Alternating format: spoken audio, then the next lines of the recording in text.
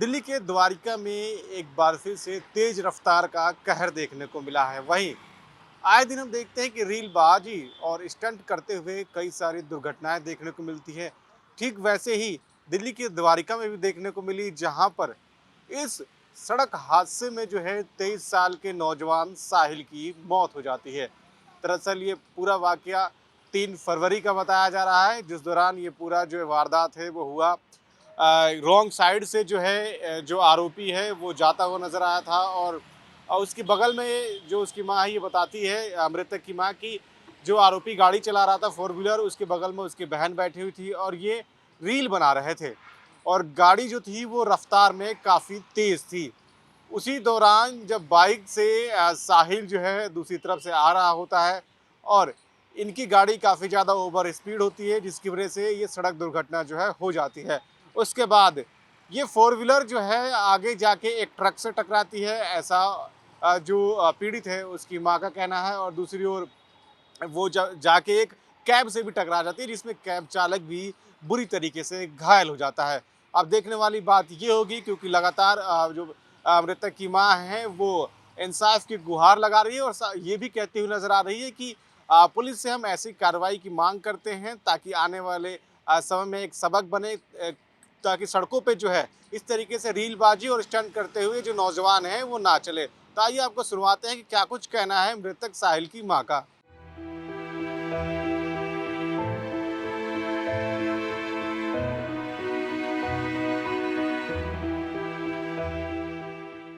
मैं आरोप नहीं लगा रही हूँ, ये सच है।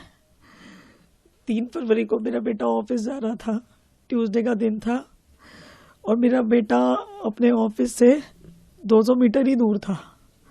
ये स्कॉर्पियो जो है, मेरा बेटा इधर से आ रहा था, तो ये स्कॉर्पियो ऑपोजिट साइड से अपनी सोसाइटी से आ रही थी, और ये लड़का जो अक्षत्र सिंह जो ये स्कॉर्पियो चला रहा था, ये स्टार्टिंग से ही लेफ्ट मुड़ने के बाद बहुत ज़्यादा स्पीड में था ये। और ये जो है, ये उस दिन जो एफआईआर हुई है उसके हिसाब से उस दिन बताया गया एफआईआर में कि ये 19 साल का है, तो ये 18 साल से ऊपर का है एज पर एफआईआर। उस दिन की एफआईआर, बाद में इसको जुवेनाइल बताया गया, लेकिन उस दिन एज पर एफआईआर इसको 19 साल का बताया गया था। और पैसेंजर सीट पर इसकी बहन थी। ये लोग अपने घर से फन रील्स बनाने के लिए निकले थे, स्पीड वाली रील्स ही बनाए थे इन्होंने। वो जो रील बनाई है उसमें क्लियरली इनकी स्पीड दिखाई दे रही है, पता चल रहा है कि कितनी स्पीड, क्योंकि जब मुड़ा है सोसाइटी से, मुड़ते ही इसने फुल एक्सीलेटर दे रखा है अपनी गाड़ी पे। इसकी सिस्टर जो पैसेंजर सीट साथ में बैठी थी वो रील्स बना रही थी, और इनका ध्यान दोनों का रील पर था। और ये बिल्कुल ऑपोजिट लेन में बस, अब जिस लेन में बस आ रही है, जो हमने देखा है कि सामने वाली लेन में जो ऑपोजिट लेन है उधर से एक बस आ रही है, वो बहुत धीरे आ रही है बस। तो ये लड़का बिल्कुल ऑपोजिट लेन में ड्राइविंग कर रहा है।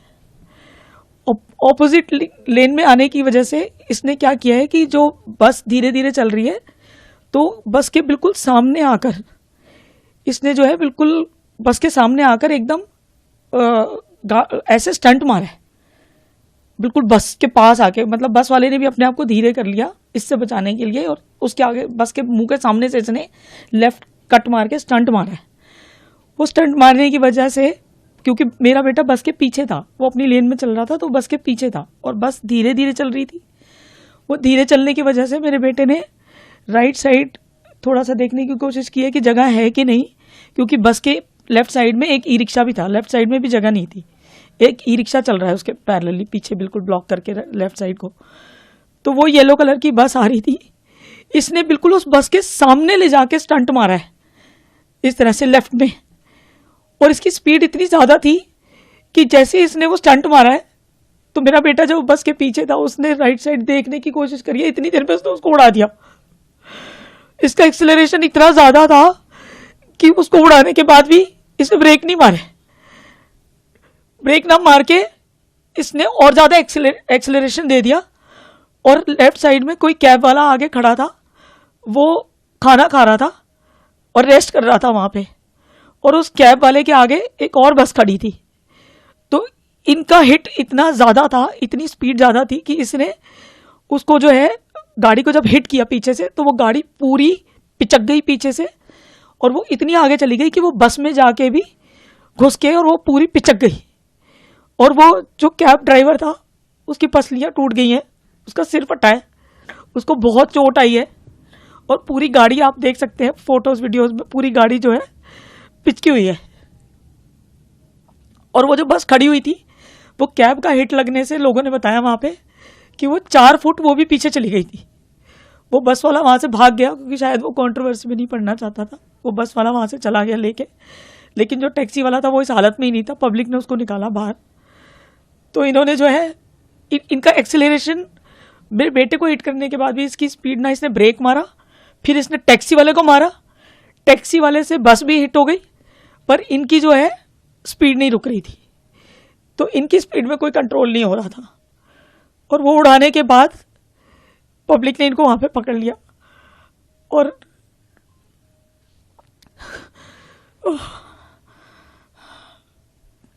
ये जो एक्ट है ये इनकी क्रिमिनल एक्टिविटी दिखाता है कि जिन बच्चों को ये लगता है कि हम कुछ भी करेंगे रोड पे जाके और हमारे माँ बाप के पास पैसे हैं तो हमें कोई पनिशमेंट नहीं होगी, हम कुछ भी कर सकते हैं, ये क्रिमिनल मेंटालिटी है, ये कोई गलती नहीं है।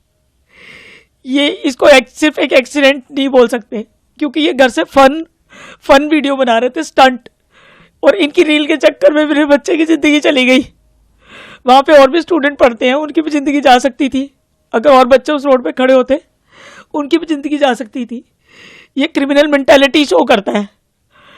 और जिन बच्चों के पास, जिनको ये लगता है कि हमारे पैसे के दम पे हम कुछ भी कर सकते हैं, हमारे को कोई पनिशमेंट नहीं होगी और वो पैसे के दम पे सिस्टम को अपने हिसाब से मोड़ सकते हैं, ये ऐसे लोगों की मेंटालिटी दिखाता है। क्योंकि इस लड़के के पहले भी बहुत सारे ओवर स्पीडिंग के चालान हैं, उसके बाद भी इसके बाप ने इसको रोका नहीं है, उसके बाद भी इसके पास कंटिन्यू गाड़ी है, ये बार बार गाड़ी लेके रोड पे निकल रहा है, इतने सारे इसके ओवर स्पीडिंग के दिल्ली के चालान है, उसके बाद भी इसके बाप के ऊपर भी अभी तक कोई एक्शन नहीं हुआ, हमारे पास कोई रिपोर्ट नहीं आई है उसकी। और इन लोगों को लगता है कि हम पैसे के दम पे कुछ भी मनमानी कर सकते हैं, रोड पे जाके कुछ भी फन एक्ट कर सकते हैं। तो इस तरह से तो जो रोड पे चलने वाले बच्चे हैं वो सेफ नहीं है।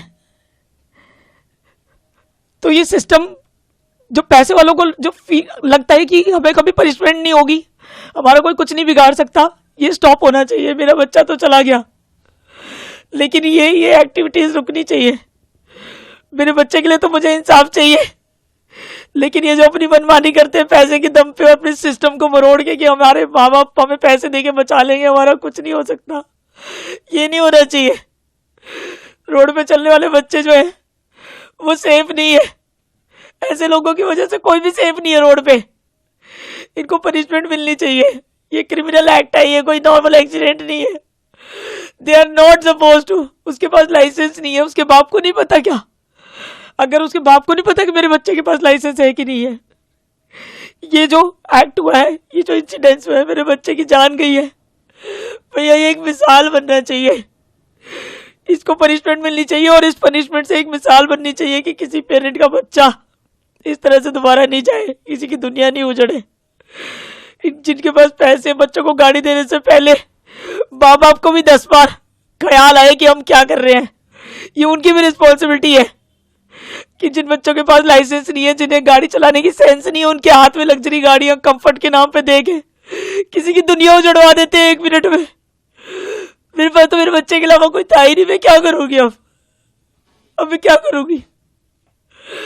मैं अपने बच्चे के लिए जस्टिस मांग रही हूँ, और प्लीज सपोर्ट मी। मेरे बच्चे की बलि वेस्ट नहीं जानी चाहिए, मेरे बच्चे की बलि वेस्ट नहीं जानी चाहिए, मिसाल बननी चाहिए, ताकि ये दोबारा ना हो, कभी किसी और का बच्चा ना जाए।